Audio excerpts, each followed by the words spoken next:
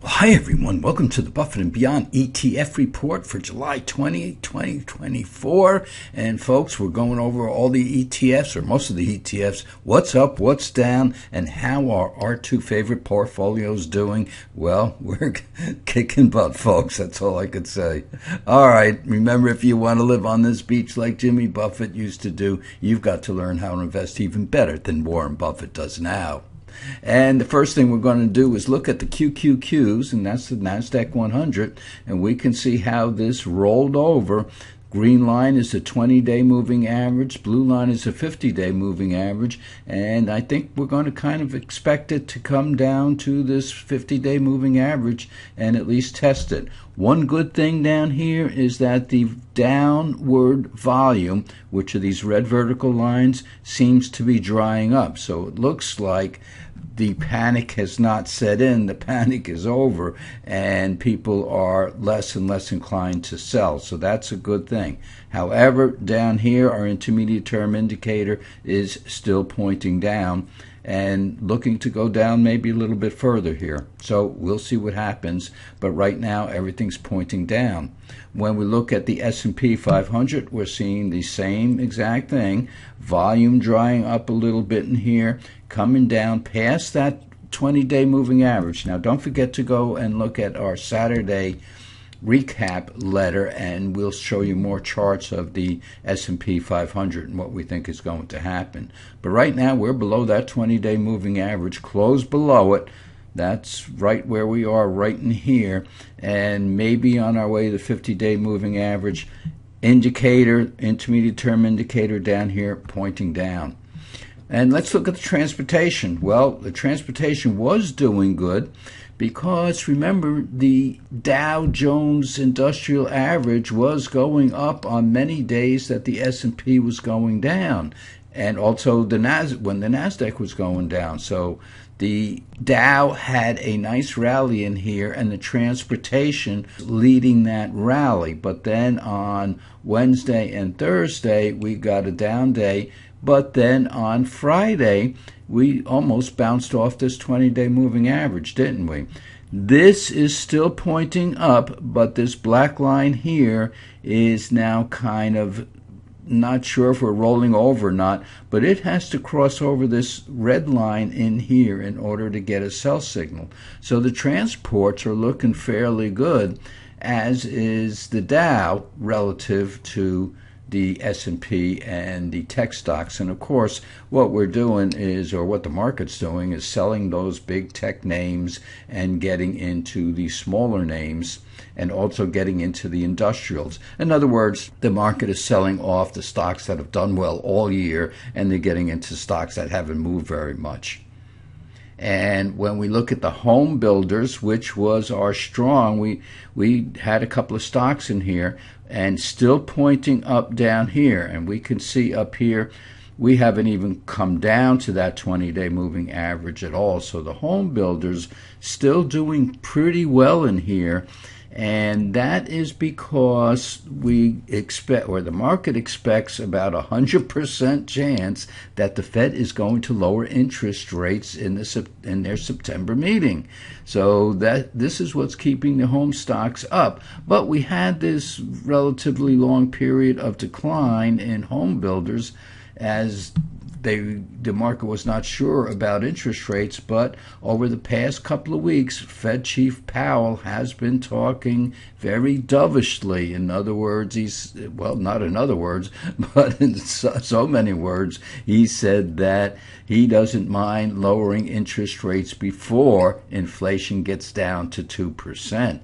So he's looking at that anything he does is about a 6-month drag on the economy, or a 6-month interval before anything he does, whether raising interest rates or lowering interest rates, how it affects the economy. So he doesn't want to get into a point of keeping monetary policy so restrictive that we get down to inflation of 2%, but then we're in a recession. So he doesn't want that. He's trying to avoid that recession, and he's doing a pretty good job right now. Labor market is tightening up, and we'll see what happens in September if he does lower rates. But the market is expecting those lower rates. Look how good this home builders portfolio has, or home builders ETF has done, while the market has been going down. So yeah, this is nice. And when we look at healthcare, it even had a rally, but boy, oh boy, the healthcare sector has just been muddling along, and some of our favorite stocks in there. Actually, United Health came out with some good earnings, but it takes more than United Health to move the healthcare sector, but it really helped in here. So yeah, we had a little rally in the healthcare, and that's because money was coming out of the tech stocks and the semiconductors and going into areas that had not done very well. And the healthcare still has a buy signal in here, even though this black line has now turned down or turned even because of the big drop on Thursday, but it's still in positive territory here. And when we look at the semiconductor, yeah, it doesn't look good because the semiconductor came down, blasted through that 20-day moving average, now sitting at the 50-day moving average, but this indicator down here has turned down. However, look at the volume. See how the volume is drying up? And that's a good sign that maybe some of this downturn is starting to stop downturning, and that's what we're looking at coming into this next week or so. But we'll see. This is not a good sign right in here, as with most of the ETFs. And let's look at the Dow Industrials, and we'll see it was just Thursday and Friday. They've had a nice rally, and then Thursday and Friday they dropped, and you can see Friday the market, the volume dried up a little bit in here, but it is turning. This indicator is turning. So it's going to be a very, very interesting week coming up, folks. And let's look at our sector stars. And one thing I want to show you, the question is, our sector stars. Now, the sector stars are some of the top stocks from several ETFs.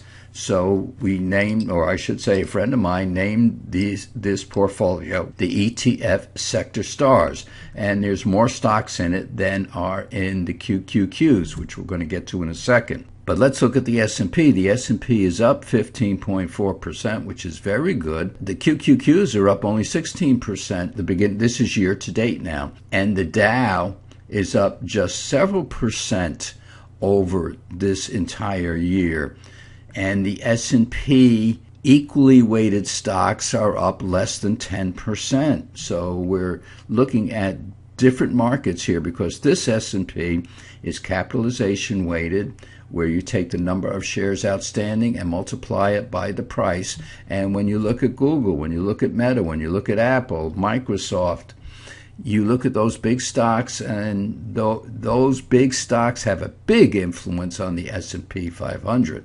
That's why the S&P 500 is up so much, but the Dow is barely moving for this entire year. But let's see how this portfolio did in this pretty difficult week. It is down about 5 percentage points. Now, the hedge, if we're using perfect hedging and we're timing the hedges, so in other words, when our indicator points down, we go into the SQQQs. And what are the SQQQs? That's the inverse ETF. And then when the market turns around and goes back up, we sell the SQQs and buy the QQQs. So that's all reflected in this number. If you're 30% hedged all the time, you've lost about 10 percentage points on the hedge, but you've gained on the stocks. So here are the stocks.